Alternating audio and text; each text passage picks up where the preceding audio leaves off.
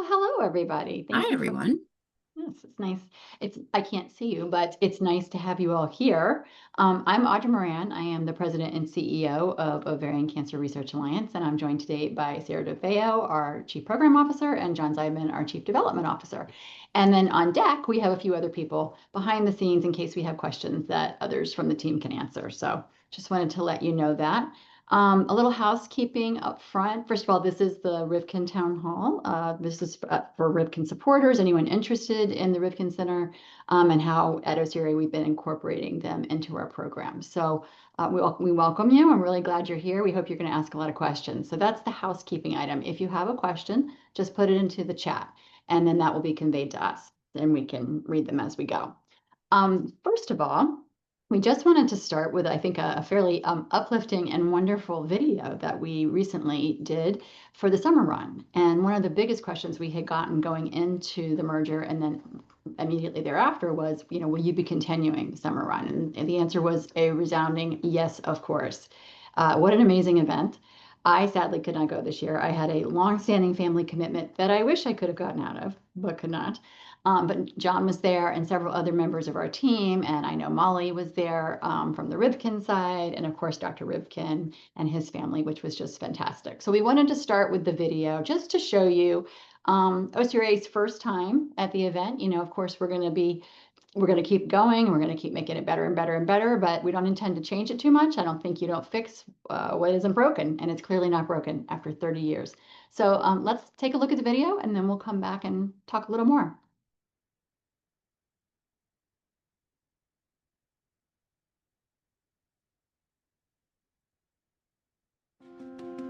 Good morning.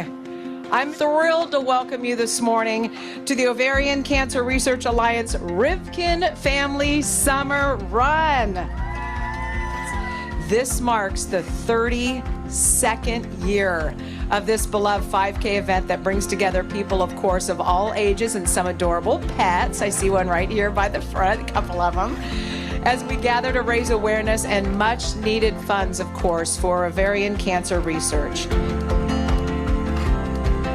We're so proud that the Rivkin Center is now a part of Ovarian Cancer Research Alliance, and we're firmly committed to continuing the legacy of the great Dr. Saul Rivkin, who of course is here with us today.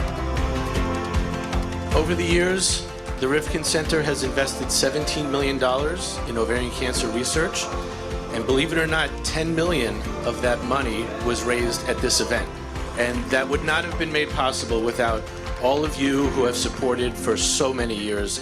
We've heard so much about this event, and we're so happy to now be a part of it. It touches our hearts to have you all here as a community, and we thank you for your support. We thank you for being here today, and I look forward to seeing you all on the finish line. 3, 2, 1, go!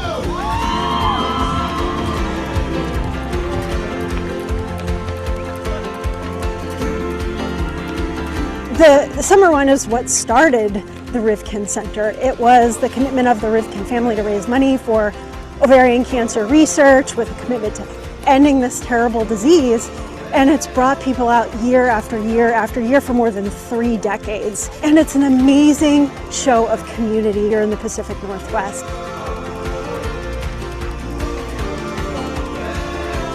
And the top fundraising team with $37,959 raised. Team Marianne.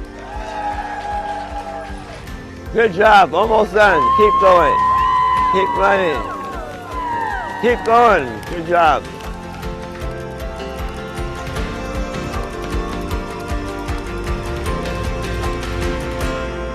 Thank you for coming. Thank you for supporting ovarian cancer research. It's a very heartwarming feeling. My job is to cure ovarian cancer in my lifetime. I'm 89, so you better hurry.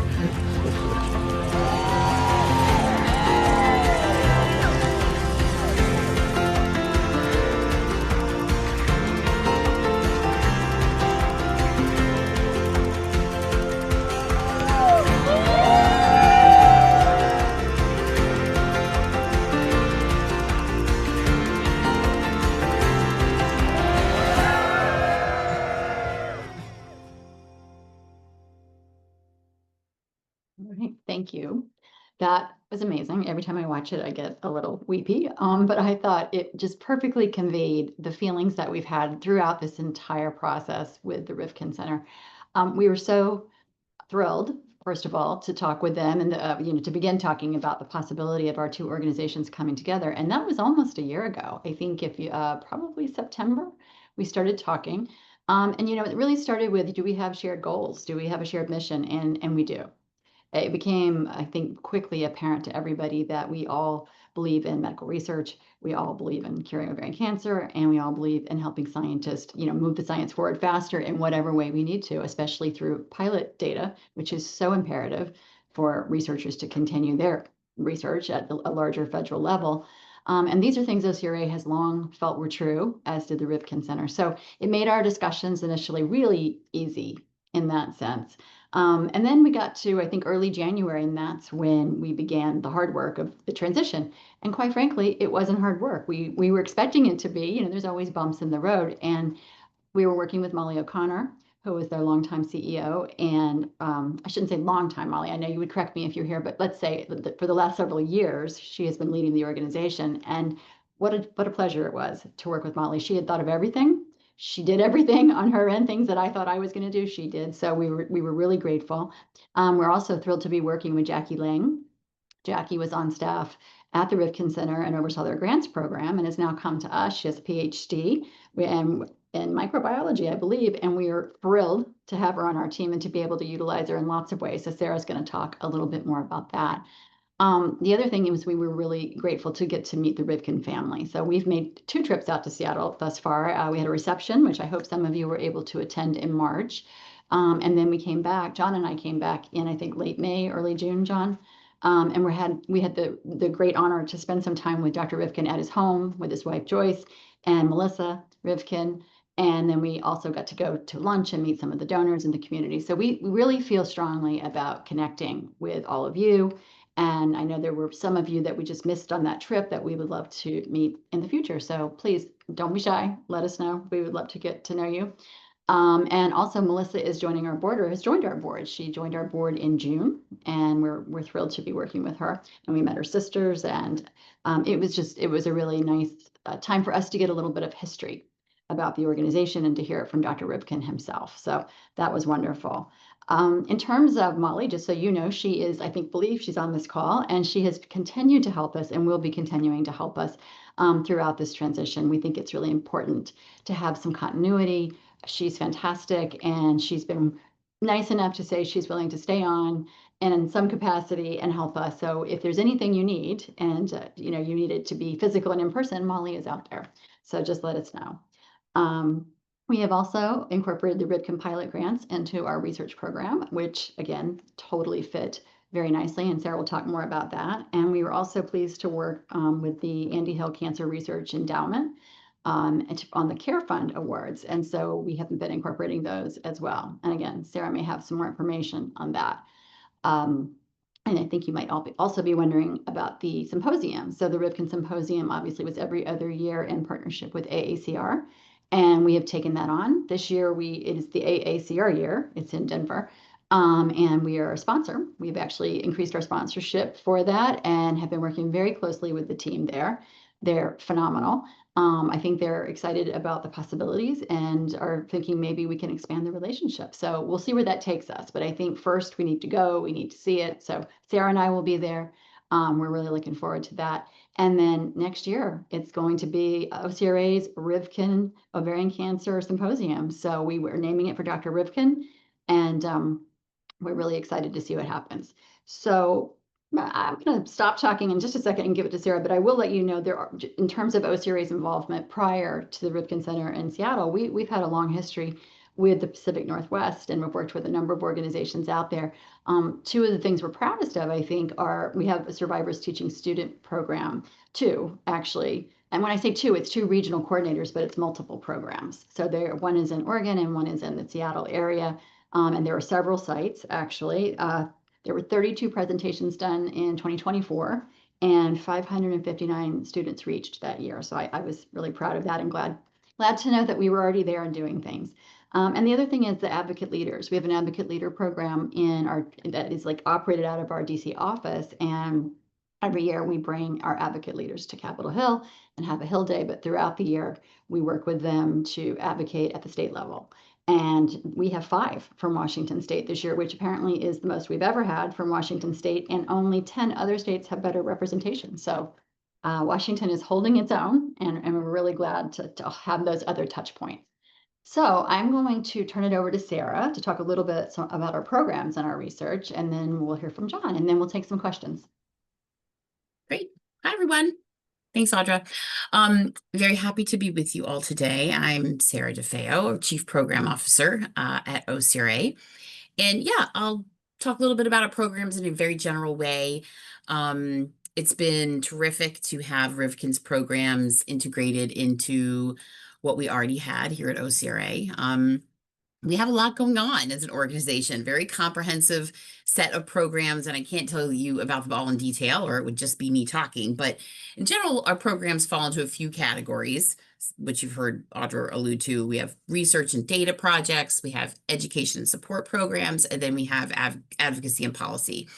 So our research programs, which we've sort of expanded more recently to include data initiatives as well, are really at the heart of our mission.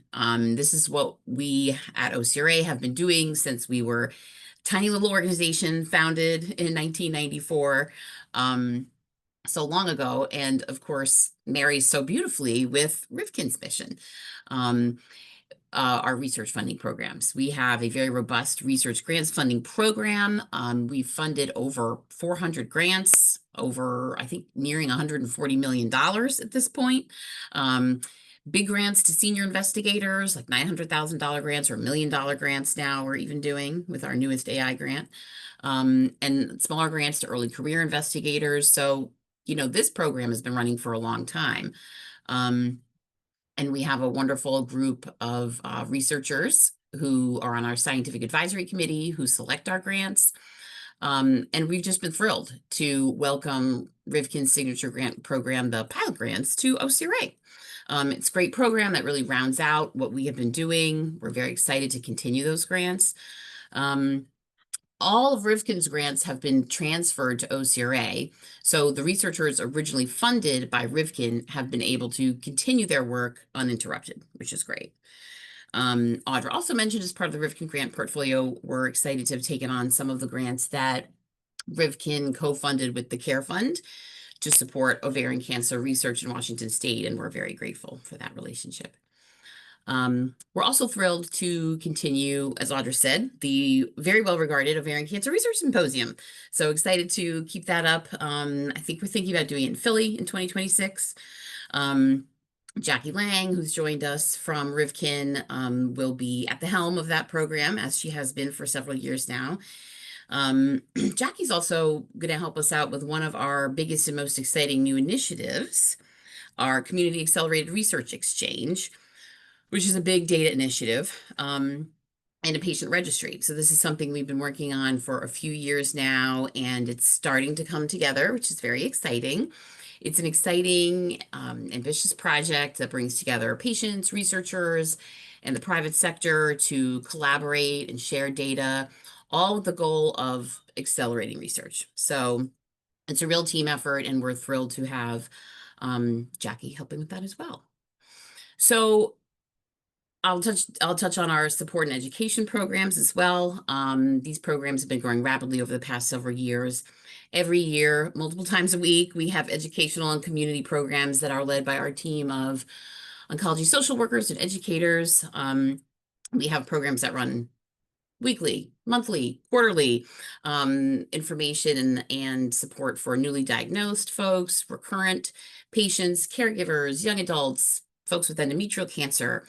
We have an expressive arts club, we have a book club, we have groups in Spanish, we have topic-driven sessions, Gyn Cancer 101 workshops, research and treatment updates. We have a really broad suite of programs now, which is very exciting. An incredible team that delivers all of that stuff.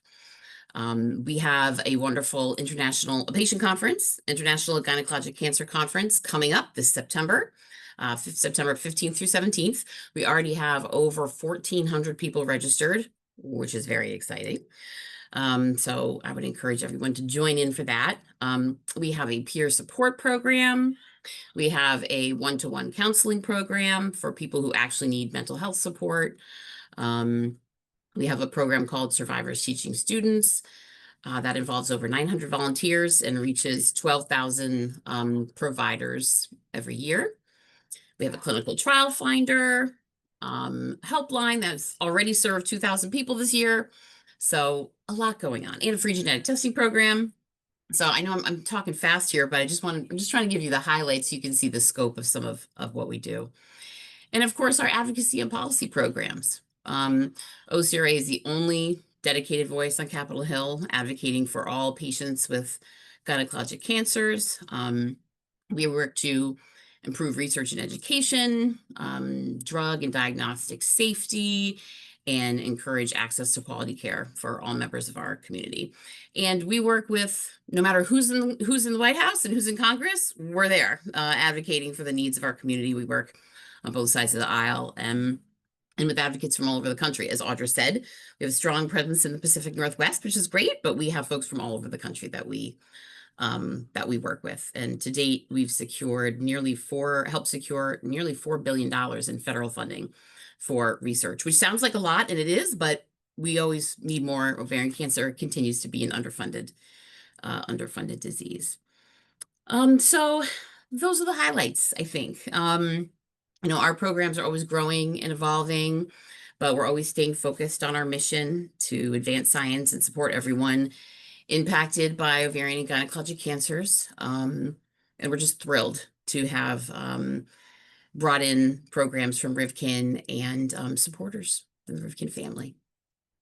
So that's it for me now. John Seidman, you're up. Yes, I am. Hello. Hi, everyone. Great to see you all. Well, can't see you all, but great to have you all here.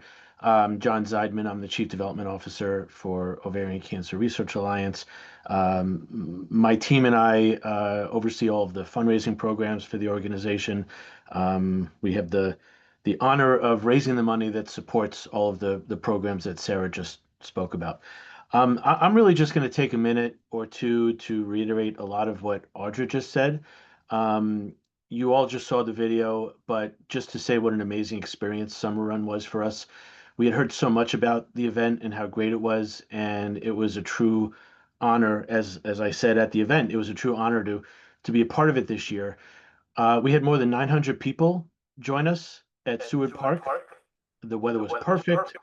We loved seeing all the families participating together. We had grown men in teal tutus. We had dogs in teal tutus. And it really was special having all the survivors there to celebrate the occasion with us. And most importantly, the event raised more than $320,000, which we're really, really proud of and happy that we could continue the legacy of what that event had accomplished in the years that had been the 30 plus years that had been taking place in Seattle. It was great to see so many of you at the event. And of course, again, as you saw in the video, nobody was cheering louder than Dr. Rivkin, who, as usual, stayed at the finish line until every last person crossed. And it was just incredible to witness in person. And as Audra said, SummeRun will definitely be continuing. I know there were a lot of people asking that question on the day of the event, and we wouldn't think of doing away with it. We recently held a debrief meeting with our event planner and our team captains, and we've already started our plans for next summer. So stay tuned for more. And again, all we want to do is make it bigger and better each year.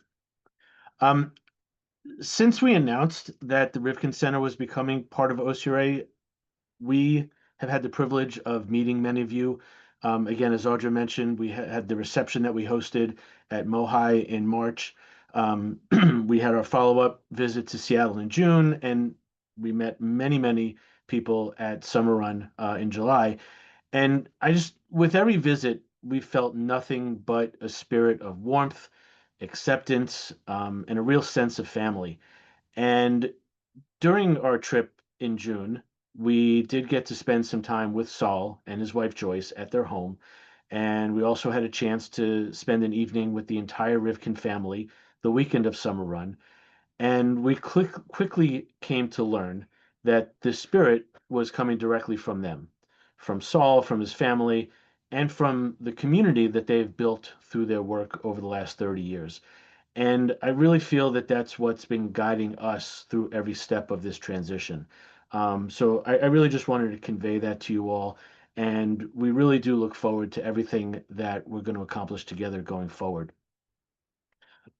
As we approach the month of September, which of course is Ovarian Cancer Awareness Month, there will be a lot of information coming your way about OCRA, about our programs, including the conference that Sarah spoke about, and also a lot of stories about the people who have been impacted by our work. I just want to encourage you all to learn more about us, about the ways that you can get involved, about all of the support and education opportunities that we have available. And always feel free to reach out to us, whether you need more information about something, whether you want to make a donation, maybe you want to plan your own fundraising event, or maybe you want to share your story with us and tell us how you've been involved and what the organization, the Rivkin Center, and the community has meant to you.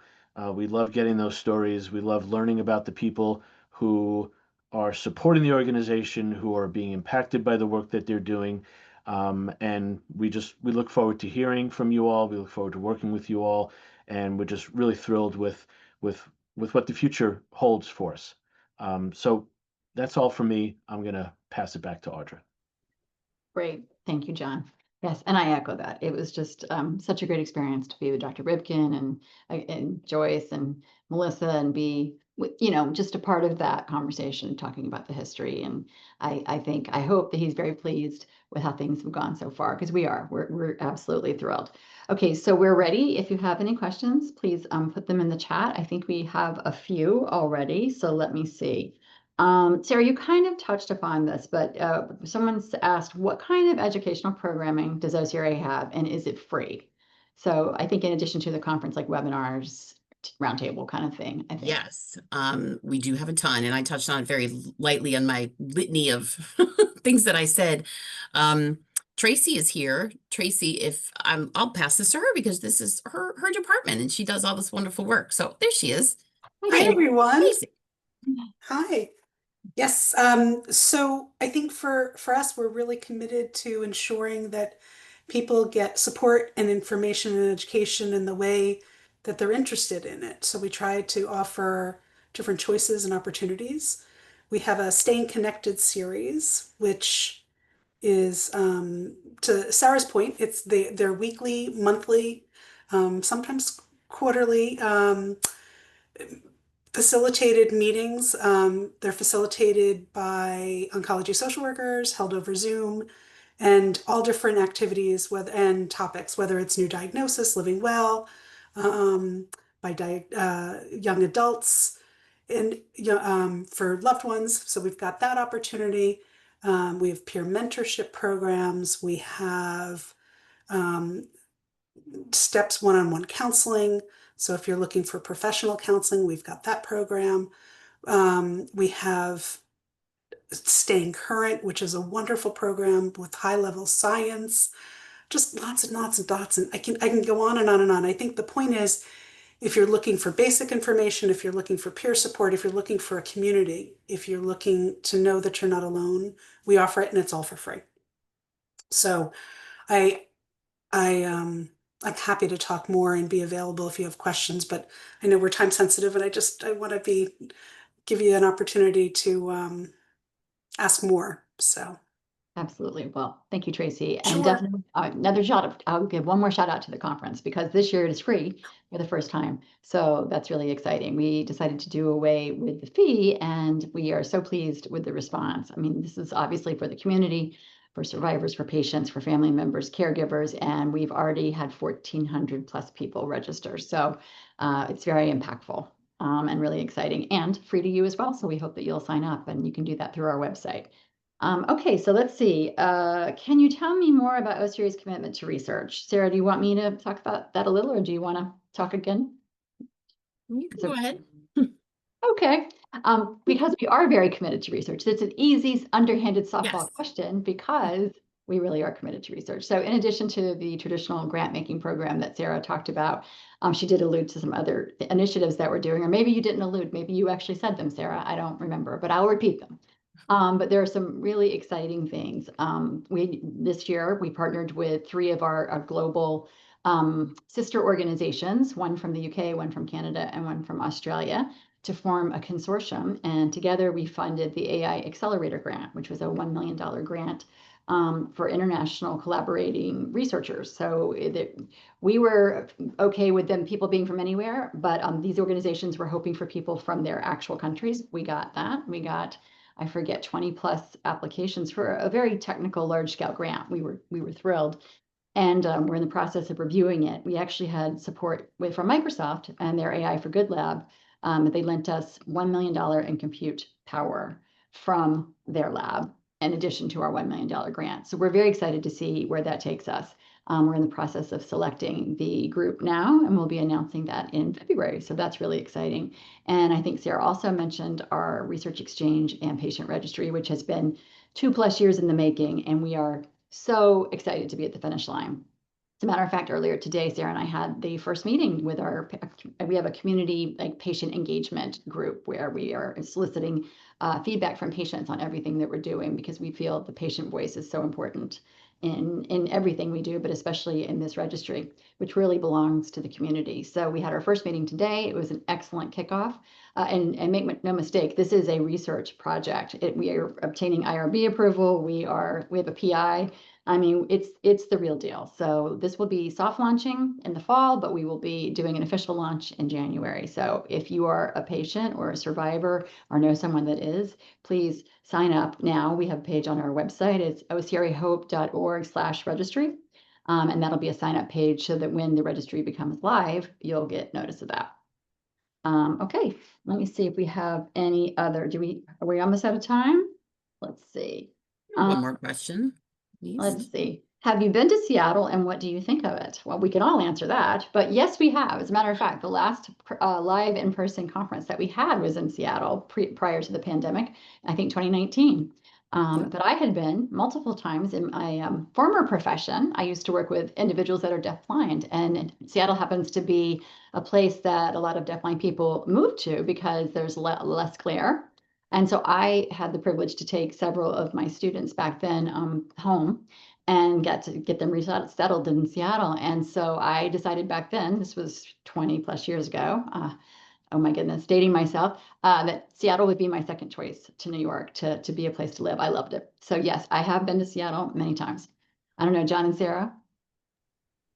Yeah, absolutely. I think the first time I went to Seattle may have been when we did OCRA's conference there a few years ago, but it's been a pleasure to get to go back and visit earlier this year. And we didn't mention this, but a lot of the team that we've recruited to help with our research exchange and registry are based in Seattle and in the Pacific Northwest, extending up to sort of up to Vancouver and down through Seattle. So we're going to be there now more than ever, I think, going forward. We're going out to Vancouver next month, actually. So yeah, great town. Happy to have even more excuses to get to come visit. And we funded a lot of research at University of Washington and Yes. elsewhere, which I think we failed to mention, but through the years we have as well. Over the John, years what we about have. you? John was just in Seattle, I know. I feel like I've been to Seattle so many times this year that I need to find an apartment to rent or something. But Yeah. it's a great city. We love it, and look forward to many more trips in the future.